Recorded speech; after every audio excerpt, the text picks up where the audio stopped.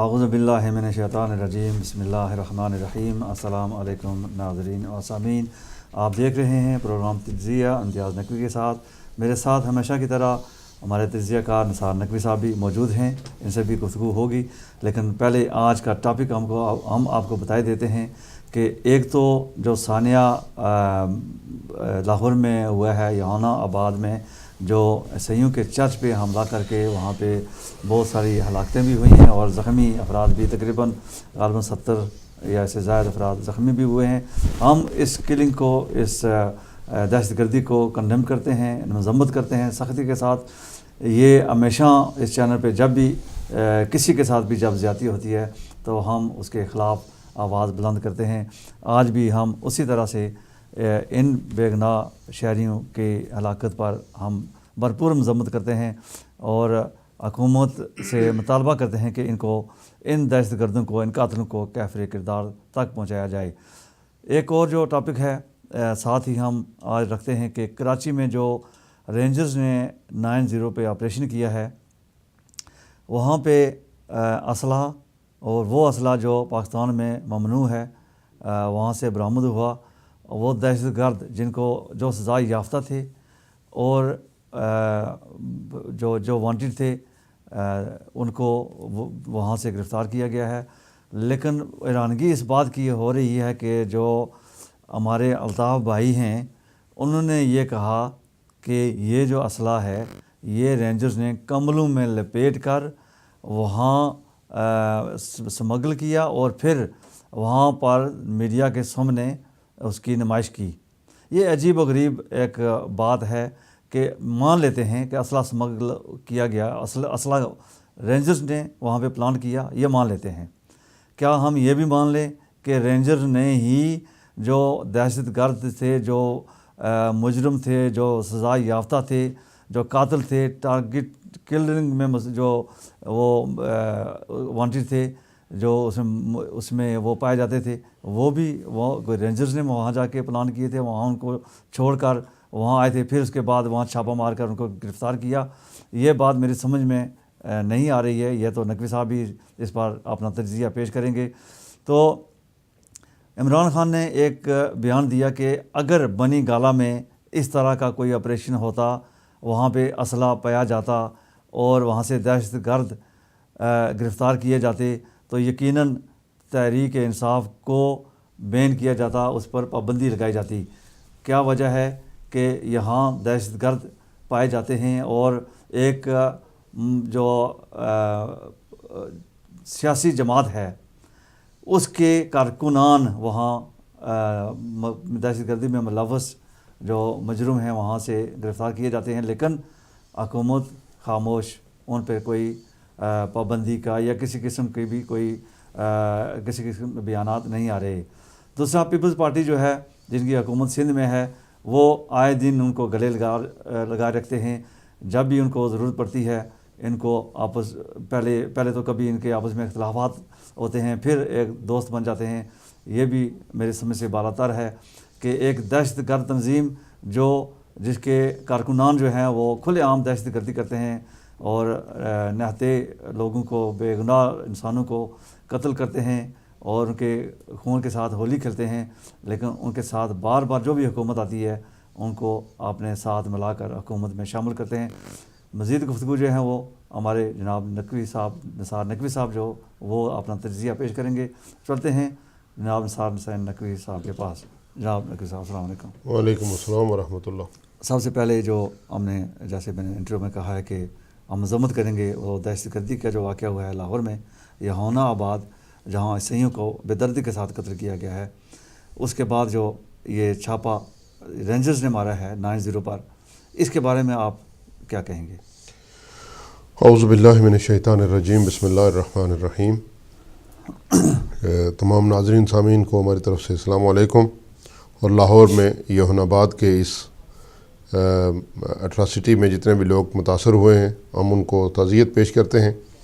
اور اسی لیے امام خمینی رضوان اللہ نے فرمایا تھا کہ ہم ظالم کی مذمت کرتے ہیں، خواہ وہ کافر مسلمان ہی کیوں نہ ہو، اور مظلوم کی حمایت کرتے ہیں خواہ وہ کافر ہی کیوں نہ ہو۔ ظالم ہے، اس کا کوئی دین نہیں ہے، اس کا کوئی ایمان نہیں ہے۔ لہٰذا جتنے لوگ آج جو ہے وہ اس ظلم کا شکار ہوئے ہیں، ہم ان کے ساتھ جو ہے وہ تعزیت پیش کرتے ہیں اور حکومت سے مطالبہ کرتے ہیں کہ جو مجرم ہیں ان کو قرار واقعی سزا دی جائے، اور اس کے ساتھ ساتھ جن لوگوں نے 2 لوگوں کو سرے عام پکڑ کر آگ لگا کر ان کو مار دیا ہے، ان مجرموں کو بھی کیفر کردار تک پہنچایا جائے، چونکہ یہ کوئی انسانیت نہیں ہے کہ قانون کو اپنے ہاتھ میں لے کر آپ جو ہے خود جج بھی بن جائیں اور خود منصف بھی بن جائیں۔ اب آتے ہیں اپنے کراچی جو ہے وہ پرابلم میں ہے آج کل، اس سلسلے میں تو انتہائی افسوس کی بات ہے، انتہائی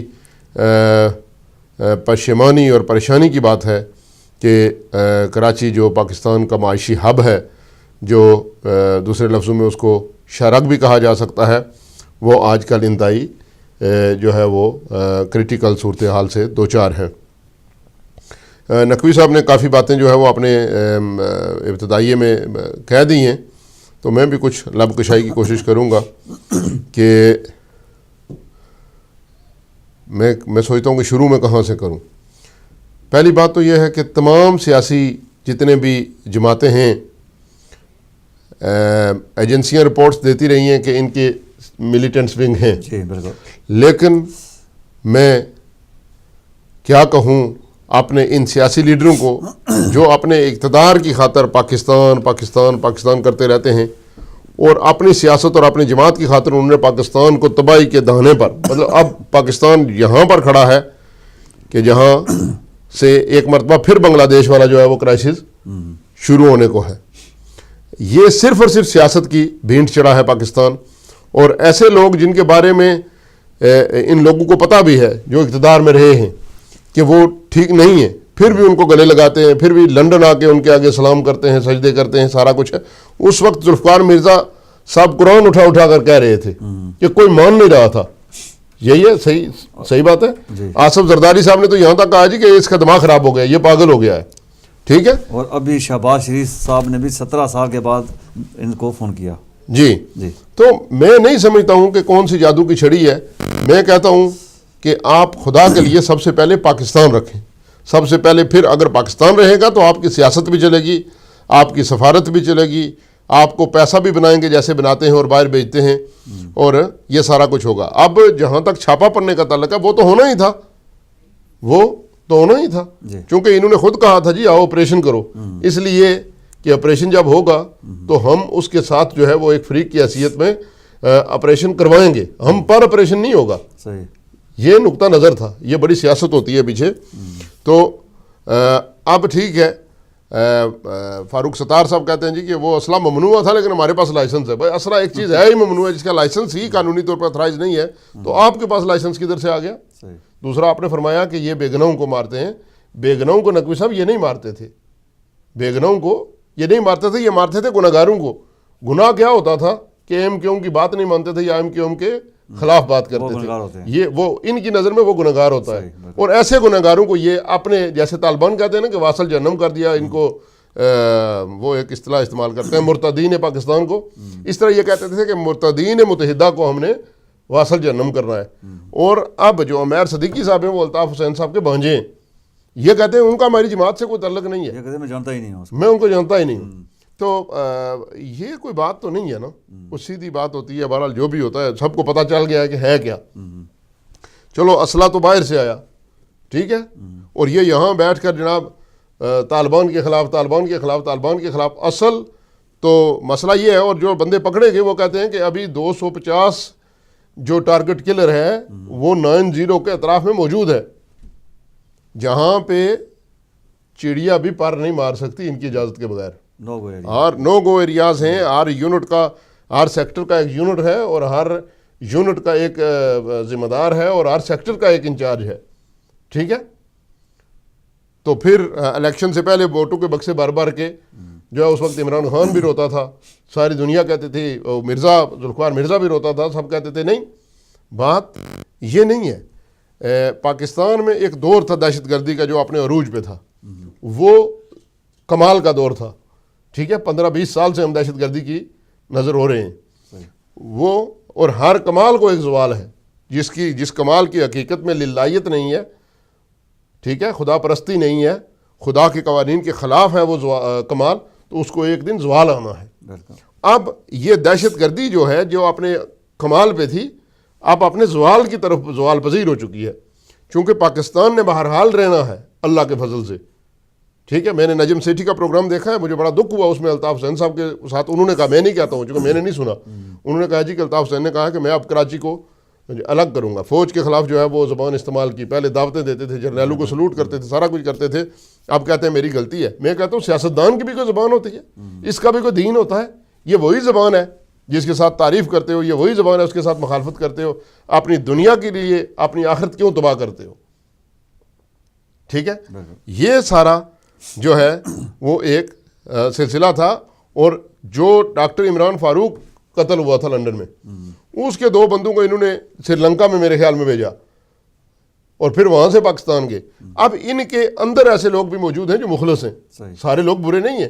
انہوں نے ایجنسیز کو بتایا، انہوں نے جو ہے وہ لا انفورسمنٹ ایجنسیز اور انٹیلیجنس اداروں کو بتایا کہ آ رہے ہیں جی، سری لنکا سے آ رہے ہیں، تو ابھی تک بھی وہ رپورٹس کے مطابق تحویل میں، ٹھیک ہے نہیں۔ تو اللہ کا ایک دن ہوتا ہے، آپ جتنا مرضی طاقتور ہو جائیں، اللہ کی طاقت کے سامنے میری اور آپ کی اور سارے جہان کی کیا طاقت ہے؟ وہ دیکھے جو یہاں سے بڑے بڑے پروگرام بنا کر گئے تھے کہ ہم تہس ناس کر دیں گے، تاراج کر دیں گے، تخت اچھال دیں گے، افغانستان کو ختم کریں گے، عراق کو ختم کریں گے، ٹھیک ہے، لیبیا کو ختم کریں گے، یمن کو ختم کریں گے، اور پوری دنیا پہ اپنی حکومت کا ایک جو ہے وہ ایک راج قائم کریں گے۔ دیکھیں آج ذلیل ہو کے واپس آ رہے ہیں۔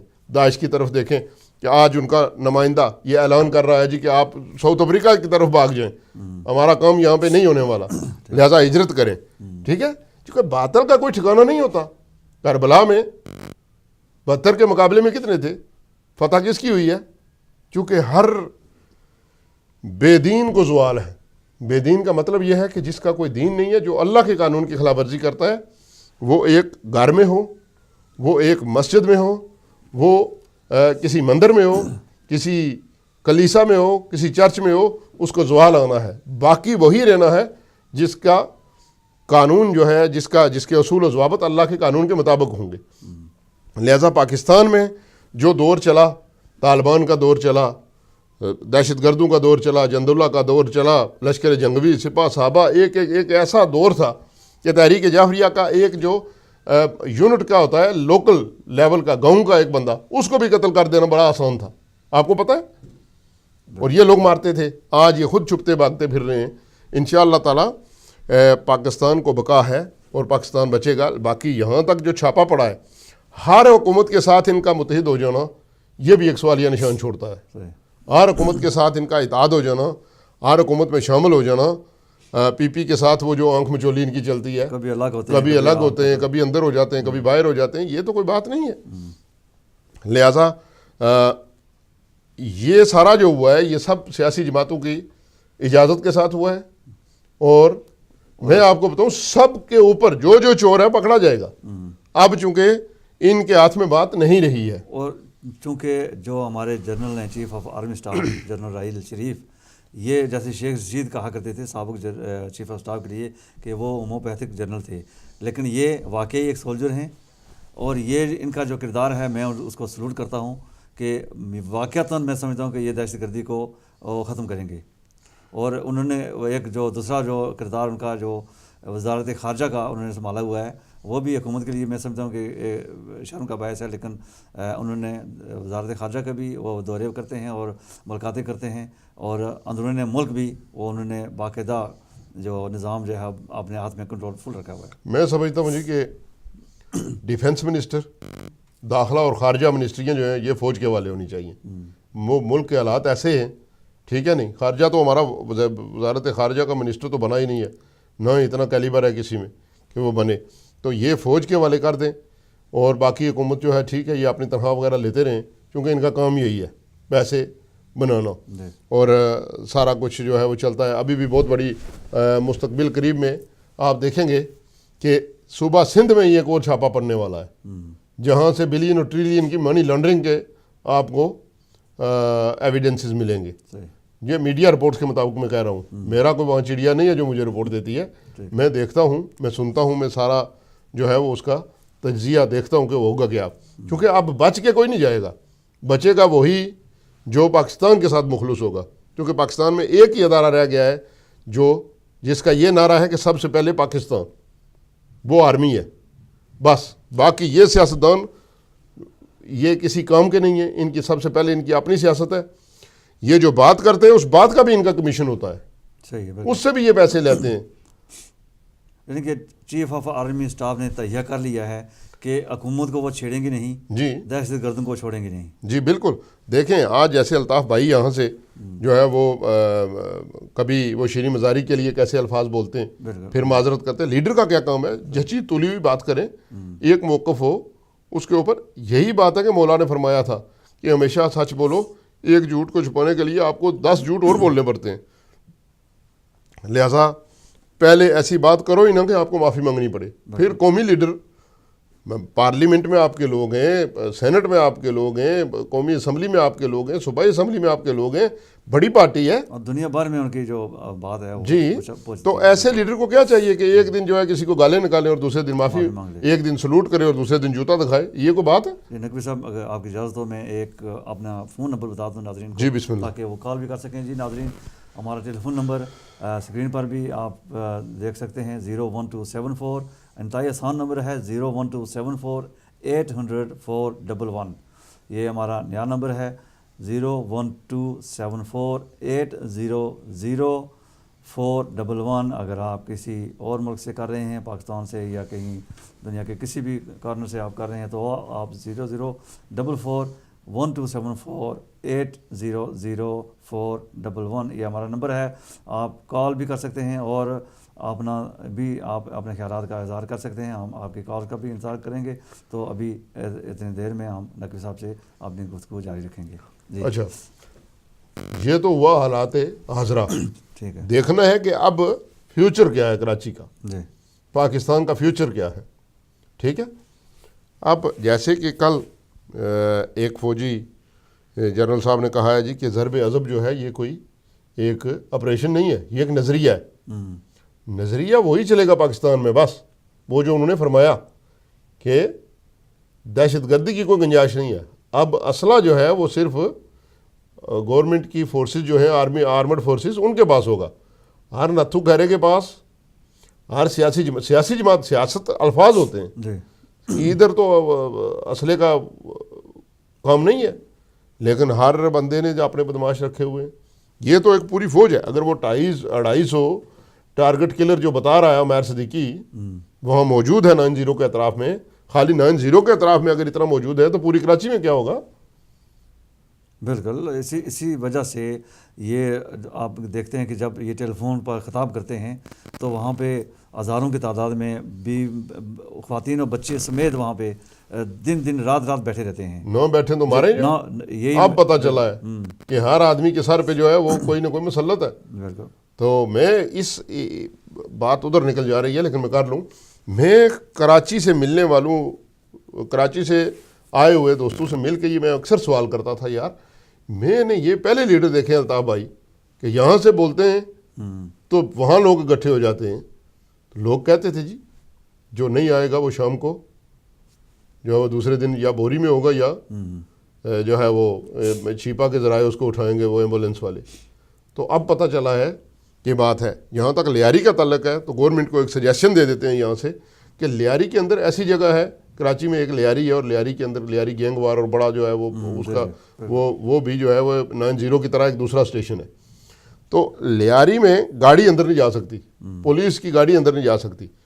اس کے لیے گورنمنٹ سے یہ تجویز ہے کہ لیاری کو پورے علاقے کو خالی کرا کے لوگوں کو الاٹمنٹ دی جائیں بائیں، ٹھیک ہے کہ نہیں، ملکہ علاقوں میں جہاں خالی زمینیں پڑی ہیں ان کو دی جائیں، لیاری کو جو ہے ڈیمالش کر کے گراؤنڈ کر کے، ساری بلڈنگیں پرانی ہیں ویسے بھی، اور ان کو وہاں پہ ایک ایک ایسی اس کا نقشے کے حساب سے بنایا جائے، ہاؤسنگ سوسائٹی بنائی جائے جہاں پہ پولیس انفورسمنٹ گاڑیاں اندر جا سکیں اور لوگوں کو بھی سہولتیں ہوں، ٹھیک ہے کہ نہیں، لوگوں کو میل میل جو ہے وہ اپنے آٹا اٹھا کے اندر جانا پڑتا ہے۔ لہٰذا ایک تو دہشت گرد صاف ہو جائیں گے، دوسرا ان لوگوں کو جو ہے وہ اتنے پلاٹ جتنے ان کا مکان ہے اسی حساب سے ان کو مکان بنا کر دے دیے جائیں، جو کرائے پہ ہیں ان کو کرائے پہ جو ہے گورنمنٹ کے فلیٹس جو ہے مہیا کیے جائیں۔ لہٰذا اس گند کو اب صاف ہونا ہے اور اس کو صاف کیا جائے۔